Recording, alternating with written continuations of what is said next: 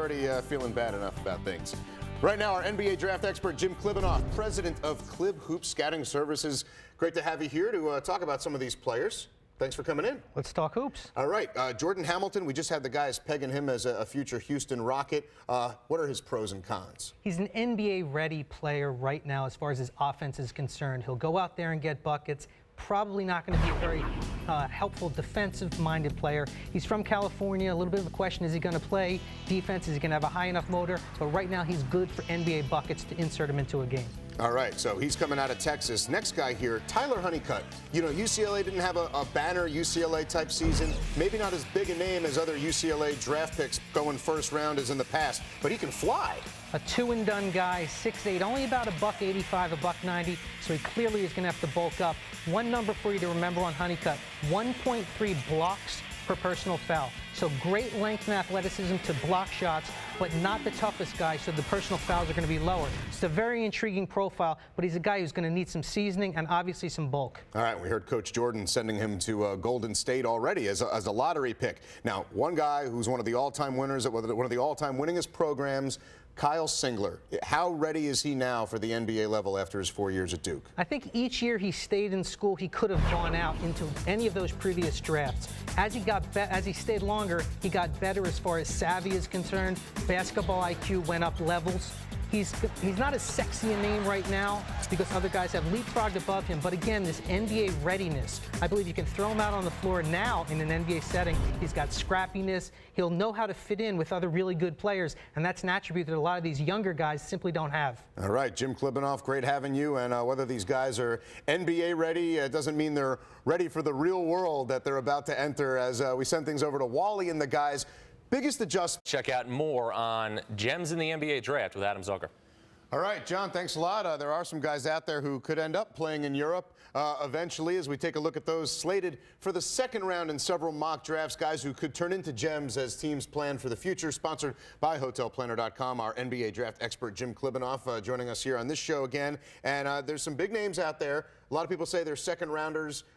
Let's start with Nolan Smith. I mean, here's the ACC Player of the Year. Come on, second round? One of three candidates for the National Player of the Year along with Jimmer Fredette and Kemba Walker. 20.6 points, 4.5 rebounds, 5.1 assists, has a national championship in his pocket. A second rounder? He even went to the same school as our Ala Abdel-Nabi.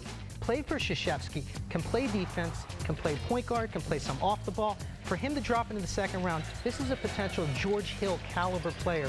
Hill, who's emerged as a great contributor for the Spurs. He could be there in the 30s. That's a guy you have to snatch right up. Why is he being pushed down so far? I think as a four-year player, there's other younger players. People, the longer a kid is still in school, the less you can dream about his upside. But when you play the full complement of 4 seasons, you kind of are what you see is what you get kind of player. All right, next up on your list here, Andrew Goudelock out of the College of Charleston. Maybe not very well exposed to the common fan, but the scouts, they're well aware, and this is where he's penciled to be. For 3.5 seasons, I dismissed him as too small a two-guard and a guy who couldn't play point guard. I now readily embrace Goudelock as just a player, just a guard. If Jimmer Fredette is one of the best shooters in this draft, this kid is right up there with him. And Fredette's being mentioned as a late lottery pick. I'm not so sure Goudelock can approximate the same success if put in the right position to succeed as Jimmer Fredette. Yeah, we just saw some serious range, so what's holding him back? Exposure. You know, Fredette plays for BYU, who goes to the tournament, does very well. Goudelock averaged 23.5 points a game. He was the 4th leading scorer in the country. I think it's a little bit of a sin that he's not mentioned as a first-round candidate. A great guy, again, to be in the right place at the right time, maybe a Derek Fisher type, or a Boobie Gibson, someone to play off of a bunch of stars. All right, now, next guy here, Travis Leslie. He was a big name. We expected him to be a star, a real star at Georgia. It never really materialized where he was one of the best in the country, but he is on the verge of the bottom of the first round, top of the second? He is. This is a guy who in high school played in the post, continued to refine his game. Today, he's the most explosive player in the draft. Not overly skilled as a two-guard as far as his shooting, but he is 80% from the free throw line.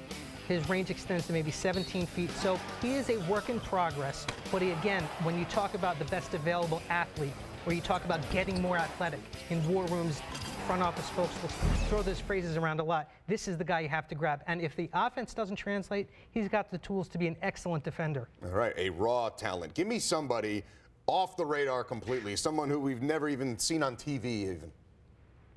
Mark Payne from Cal Davis is a 6'7", 6'8" point guard. Yes, a point guard at that size. I've watched him play for 3 years, a little bit confined by a Princeton-style offense. But this is a kid who is a matchup nightmare. He can see the floor. He is not a bastardized 3-2-1. He is a point guard. He played at the pre-draft camp, did a decent job. He's someone who may have to work his way up through the minors, but he's a different look kind of a guy who I think could make it. And in 10 seconds, who is due for the biggest dose of reality on draft night? Could be a Jeremy Richmond from Illinois who declared for the draft. He was a McDonald's All-American, played 1 year at Illinois, less than 10 points a game, probably thinks he's better and more prepared than he actually is. All right, Jim Klibanoff, great stuff. Thank you very much. We'll be right back.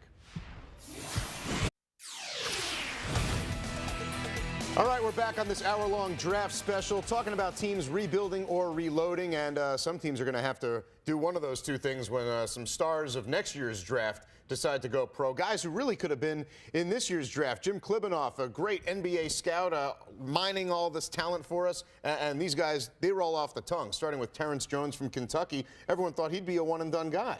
Had the draft been held January 1st, I truly believe Terrence Jones would have been a top 3 selection. But as the season went on, Brandon Knight's allure rose, and Terrence Jones sort of faded out. He's stuck between the small forward spot and the power forward spot, and he clearly needs to go back to school to refine his game a bit more. Tremendous decision on his part to go back, and he's going to have a lot of talent with him at Kentucky next year. Their incoming freshman class is extremely impressive as well. Led by Michael Gilchrist, and we heard what Coach Calipari was telling us earlier, telling Terrence Jones, you want to be number 13? Okay, go ahead and you can go this year. You can do that again next year. If you want to be the best player in the country, though, come back. And that's probably the same mindset that Harrison Barnes has at North Carolina. He really came on down the stretch, and again, one of those guys that people thought would be done after a single year. That talk was his junior year in college, in high school, that he was going to be a one-and-done guy. Completely shocked everybody by electing to go back to school. The beginning of the season, he looked lost. And then when Kendall Marshall took over as the starting point guard, his game took off. Through March, and it seemed as if he was going to declare, but electing to go back, he's going to get stronger. He's kind of stuck between the small forward and a 2-guard spot, so he'll be able to tighten his game up, work on his handle, work on his defense, and maybe actually enjoy college for another year. Yeah, enjoy college. Imagine that. I think it'd be pretty easy to do if you're Harrison Barnes in Chapel Hill. Meanwhile, Jared Sullinger kept his promise to Ohio State. There'll be a lot more pressure on the basketball team to succeed this year. How about Sullinger and the upside now for him by coming back? Well, most guys have to add something. Sullinger actually has to lose something, and that's about 15 pounds. I'm very concerned he might end up being the next Mike Sweetney, who the Knicks drafted and sort of fell out of the league.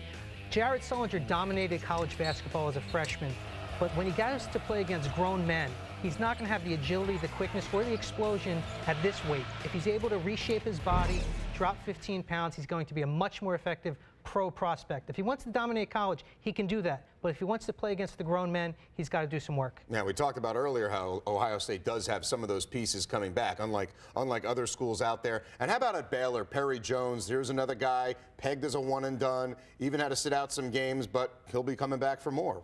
Really needs to define his role. He's got a lot of pure individual talents, but by coming back to school, he's going to be able to tie everything together. He can rebound, block shots, run the floor, and shoot. He wants to be a Kevin Garnett type. Garnett did it without any college experience. This guy needs at least 2 years. I laud him tremendously for coming back to school because he would have been a top 5 selection in this year's draft. Now he has a chance to be the number 1 or 2 pick next year if everything goes according to plan. Top 5 sounds pretty good too.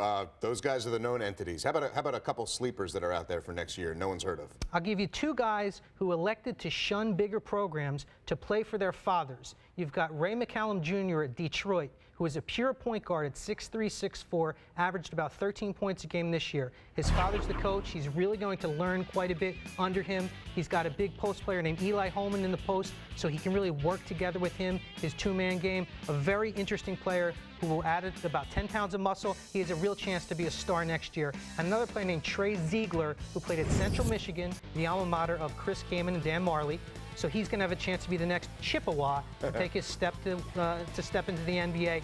He's a versatile two-guard who can defend. He's about 6'5". He has the whole package. Look for him to be a 20-game guy next year, and that's actually the same conference where Wally Zerbiak played. There you go. So Wally, you know how he roots for the MAC guys, so he'll be all over that. Jim Klibanoff, great to have you here all week at our NBA Insider. Appreciate it. Good stuff. Thanks for having me. All right, enjoy the draft yourself. I know it's like a Christmas for you. Always do. Always do. Oh, My man. we're even fist bumping. When we come back, we put the rebuild or